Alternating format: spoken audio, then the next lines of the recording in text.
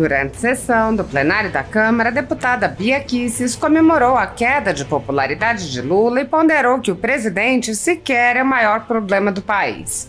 A deputada relatou que participou de uma das audiências com o relator especial da Liberdade de Expressão da Comissão Interamericana de Direitos Humanos da Organização dos Estados Americanos. A deputada disse: "Nós estivemos lá e o relator da OEA saiu impressionado." Estas foram as palavras dele, com as denúncias que foram feitas de censura, de cerceamento de defesa e de falta do devido processo legal. Bia Kicis explicou: "Hoje, no Brasil, nós não vivemos mais uma democracia porque o ordenamento jurídico é desprezado. A nossa Constituição é violada todos os dias por aqueles que deveriam guardá-la." Após ouvir os deputados e os senadores, o que já impressionou muito o relator da OEA, veio o pior. Ele ouviu jovens, adolescentes, filhos de pessoas que foram perseguidas, condenadas. A deputada expôs casos de famílias devastadas pela perseguição política encabeçada pelo ministro Alexandre de Moraes, do Supremo Tribunal Federal, e questionou os colegas parlamentares. Os senhores não vão se revoltar, não? Os garantistas não vão se rebelar contra isso? Ela comparou com as decisões dos tribunais, que mostram completa leniência com crimes graves, e disse: "Esse é o grau do garantismo para bandidos. Esse é o grau de bandidolatria da esquerda que aparelhou os tribunais." Bia Kicis afirmou: "Senhoras e senhores, isso é um escárnio. Não vamos aceitar e não vamos nos calar." Pela liderança da minoria, a deputada Bia Kicis. Obrigada, senhor presidente.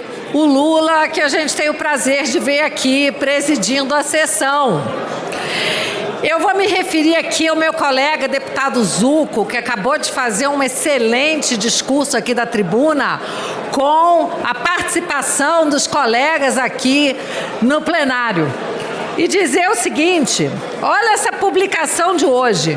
Lula se irrita com o evento esvaziado no Planalto e cancela a agenda seguinte. A mesa principal estava vazia. Lula se irritou, gente. Ele não gostou. Olha lá, deputado Sócrates, nosso líder. E aqui também me lembrei, claro, eu não podia deixar de lembrar aqui das palavras do professor Olavo de Carvalho, tão pertinentes para este momento. Aspas: "Quando Lula perceber que a rejeição popular veio para ficar e é totalmente irremediável, sua psicopatia regredirá para doença mental pura e simples, e ele se tornará fraco, inofensivo e incapaz de defender-se. Isolem-no e ele ruirá como um castelo de areia." Quem acha que estamos nesse momento aqui, minha gente? Por favor, manifeste-se. E quem acha que chegamos nesse momento? Vocês concordam, minha gente? Pois é, ele já está ruindo, feito um castelo de areia, meu líder Sócrates. Mas quero dizer que o nosso problema não é só o Lula. O Lula é um problema que está passando, está acabando. Mas nós temos outros problemas muito sérios. E eu quero falar para vocês que ontem eu estive em uma audiência muito importante com vários colegas, deputado Gustavo Gaia, deputado Nicolas, deputado Padovani, senador Girão, senador Magno Malta, deputada Carla, deputado Jordi, deputado Ramagem, senadora Damares e tantos outros. E nós fomos numa audiência com o relator da liberdade de expressão da OEA, deputado Fred Linhares. E sei que Vossa Excelência luta tanto pela liberdade, vai se interessar. Nós estivemos lá e o relator saiu impressionado. Essas foram as palavras dele. Ele saiu impressionado com as denúncias que foram feitas de censura, cerceamento de defesa, falta de devido processo legal. Ou seja, hoje no Brasil, nós não vivemos mais uma democracia, porque o ordenamento jurídico, ele é desprezado.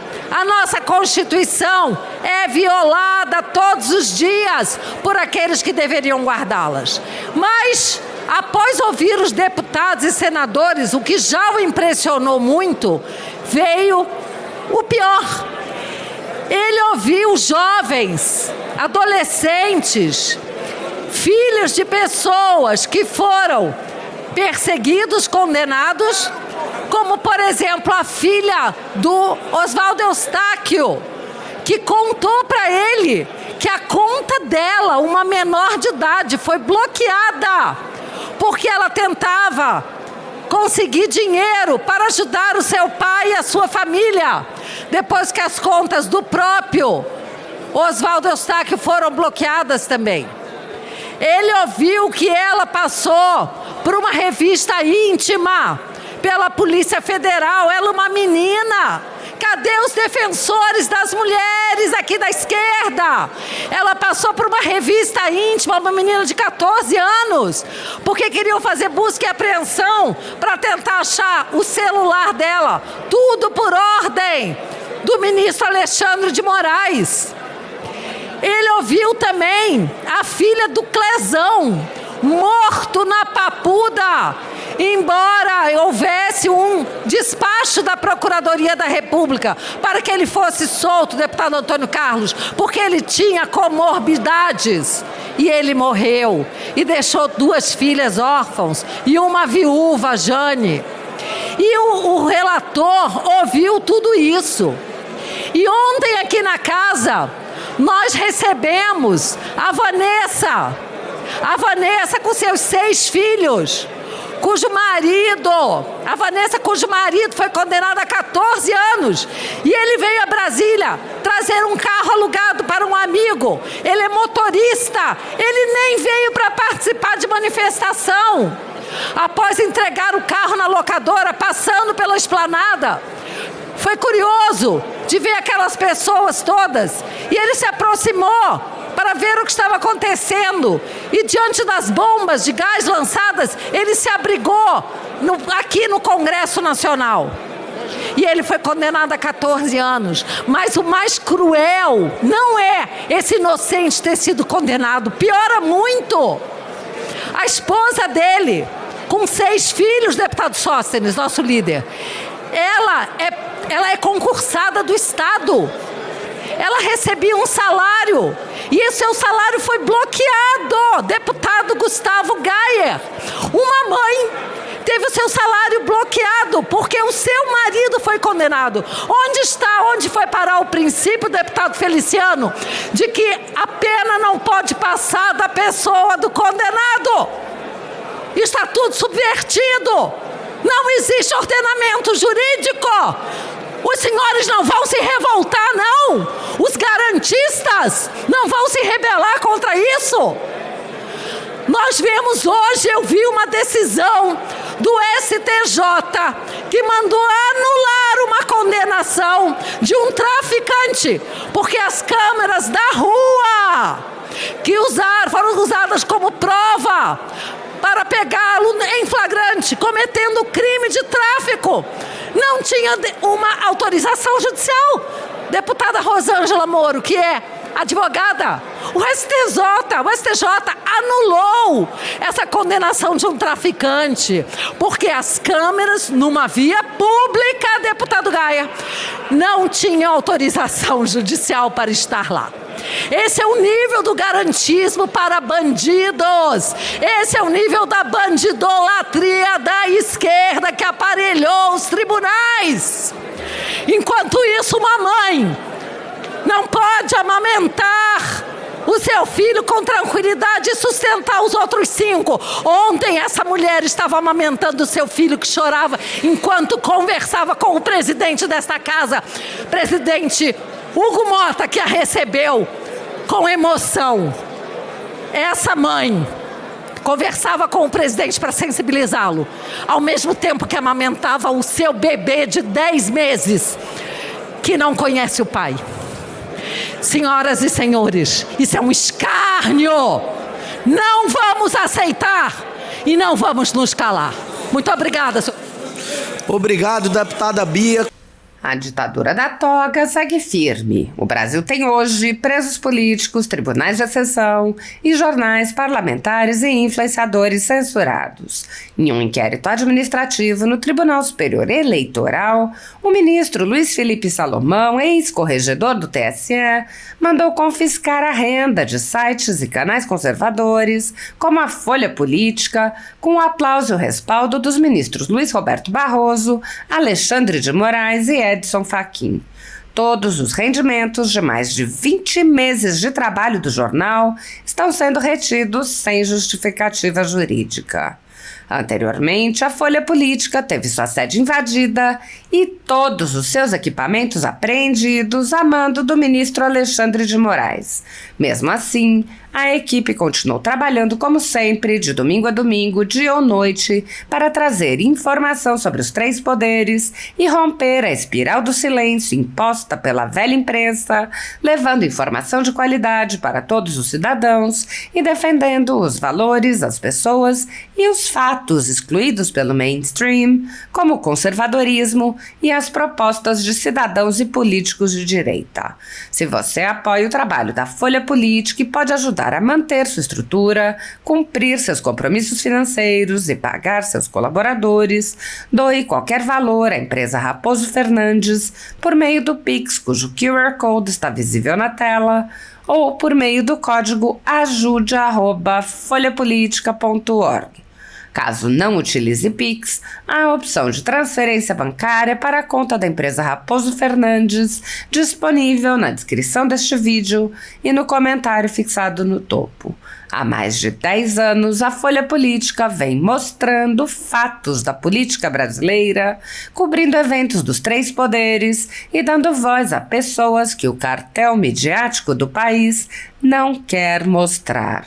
Pix ajude@folhapolitica.org. Assista. Bom dia, Floteiro Maca. Muito boa essa oportunidade de estarmos aqui recebendo o senhor. Eu fui uma das pessoas que foi até Washington para a reunião que estava marcada para o dia 13 de novembro. Estávamos em missão oficial e fomos surpreendidos com o adiamento daquela reunião, sobre, inclusive, argumentos de que haveria uma visita feita ao Brasil e então marcava uma nova reunião. Eu quero já aqui solicitar que essa reunião seja marcada em breve para que a gente possa sim, ser ouvido lá em Washington. Mas, aproveitando essa oportunidade, quero dizer que assim como tantos brasileiros, eu também sou vítima da censura do STF e do TSE, a Corte Eleitoral. Eu tenho inúmeros inquéritos, inclusive faço parte do inquérito chamado das fake news ou do fim do mundo, como disse um ex-ministro do Supremo Tribunal Federal, que foi um inquérito aberto quando os jornalistas da Cruzoé começaram a investigar o envolvimento do ministro Dias Toffoli nas questões ligadas à gravíssima corrupção. E então ele, como presidente do Supremo, mandou abrir um inquérito por meio da portaria 69, e esse inquérito vai completar 6 anos nos próximos 2 meses. 6 anos de inquérito, sendo que existe decisão do Supremo que diz que mais de 3 anos para um inquérito sem conclusão é uma violação, é um abuso.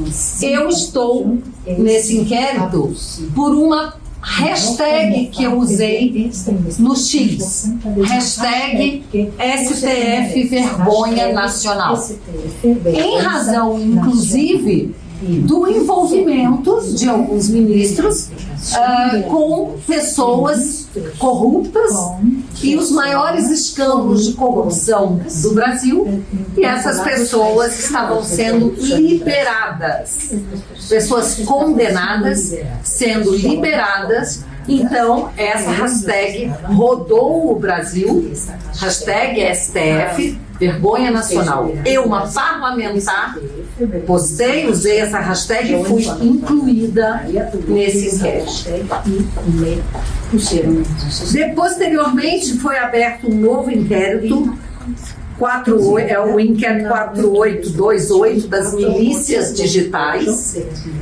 A pedido da PGR foi arquivado, mas o ministro Alexandre simplesmente abriu um outro inquérito e vários outros que são filhotes desse inquérito das milícias digitais.